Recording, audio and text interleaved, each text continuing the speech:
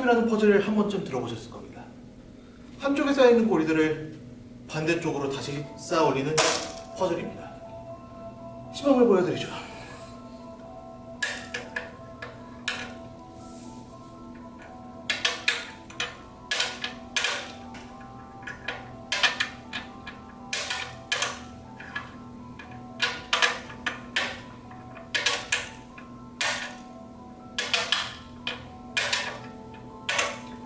네, 생각보다 쉽죠.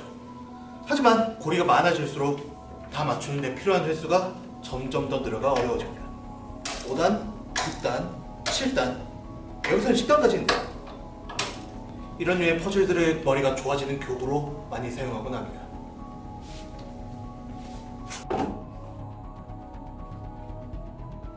저는 의무교육 시절에 학교를 비롯한 시설 등에서 벌어진 사건에 대해 전혀 보호를 받지 못했습니다.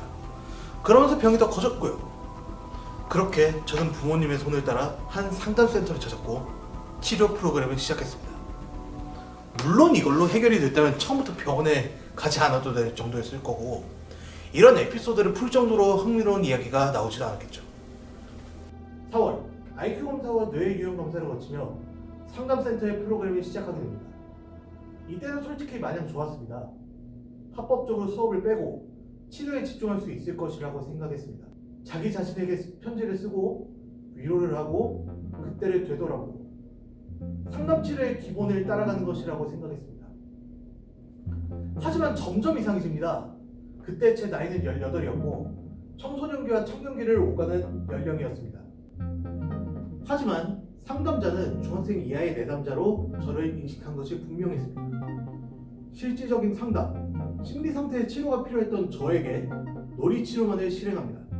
필요하다는 말에 따랐지만 나아지는 건 말 그대로 없었습니다. 더욱 지쳐갔습니다.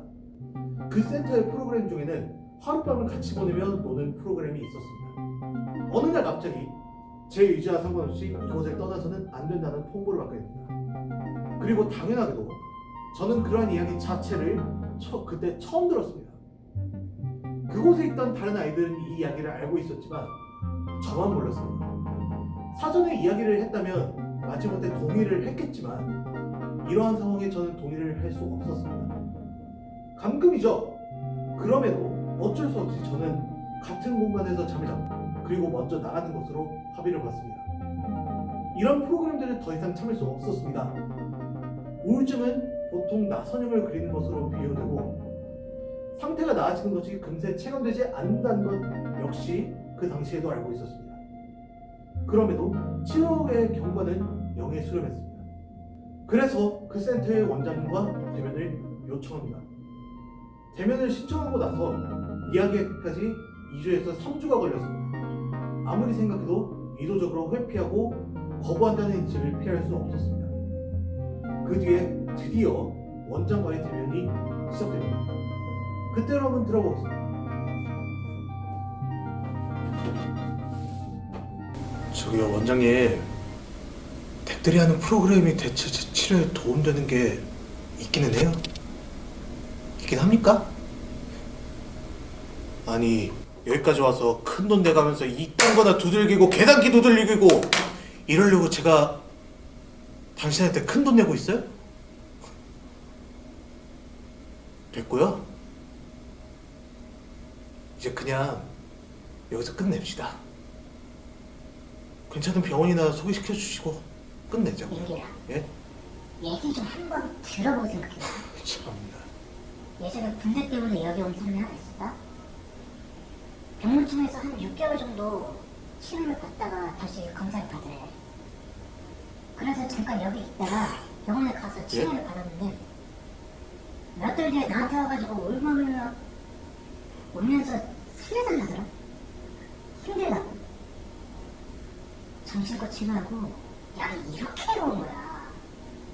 야, 그런데도 너 그렇게 병원에 가고 싶니?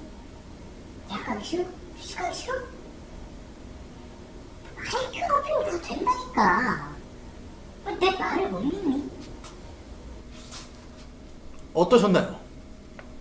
이 짧은 촌극이 유치하게 다가오셨을지도 모릅니다. 혹자는 제가 모두 꾸며낸 거짓말이라고 할지도 모르죠. 하지만 모두 실제로 있었던 일입니다. 저에게 이 말이 어떻게 와닿았냐면요. 여기 때를 치고 말고 상관없는데 애들 코 묻은 돈이나 부모님 등골 빼먹는 게 얼마나 꿀인지 몰라서 하는 얘기구나. 이거 뭐 한번 먹고 봐 이런 말이 안 나오나. 너 같으면 고개 딴 데 간다고 할 때 고생을 싶니? 너 같으면 그러니? 원장은 저한테 치료금 뭐금 간에 관심 없었을 겁니다. 돈만 주길 원한 거겠죠. 아마 이때부터 상담 프로그램을 중단할 것을 부모님께 설득했던 것으로 기억합니다. 그렇게 의미 없는 시간을 보내다가 고3이 시작되는 시기가 되어서야 IQ 테스트를 한번 거치고 끝낼 수 있었습니다. 그때도 원장은 말했죠. 후회할 거다. 치료를 계속하는 게 맞다. 단호하게 거절했습니다. 저에게 그 원장은 심리 상담사가 아니라 금품을 합법적으로 갈취하고 협박하는 사기꾼에 불과했으니까요. 사실 하나 얘기해 볼까요? 저는 병원에 가고서 증상의 80%가 나왔습니다. 물론 바로 회복된 건 아니었죠. 약을 투약하게 되면 빠르면 한 달, 길게는 3개월에서 6개월간의 적응기가 필요합니다. 신기하게도 저는 3개월 이후 신체화 장애가 거의 다 해소되었습니다. 원인 불명의 인후통이 신체화 장애 증상이었던 겁니다. 원장이 했던 이야기를 저를 담당해 주신 전문의에게 자문해 봤습니다. 결론적으로 말이 안 되는 이야기였던 겁니다. 어떻게 IQ를 높이는 게 우울증을 치료하겠어요? 그 원장은 심리 상담사라는 이름으로 저를 꾸준한 가스라이팅을 해왔던 겁니다. 진료실에 나오면서 만감이 교차했습니다. 내가 틀린 게 아니었구나. 아니, 상담사라고 부를 가치도 없는 사람에게 계속 속아왔던 것이구나. 한 아이가 12년 동안 겪지 않아도 될 사건들을 직면하며 어른이 되었습니다. 12년? 극단적인 생각도 참 많이 했습니다. 어쩌면 앞으로도 더한 고통과 고난은 제 인생 앞에 놓여져 있을 겁니다. 아닐 수도 있죠.